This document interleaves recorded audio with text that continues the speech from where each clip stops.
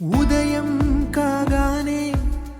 తాజాగా పుడుతూ ఉంటా, కాలం ఇప్పుడే నన్ను కనగా అనగనగా అంటూనే ఉంటా,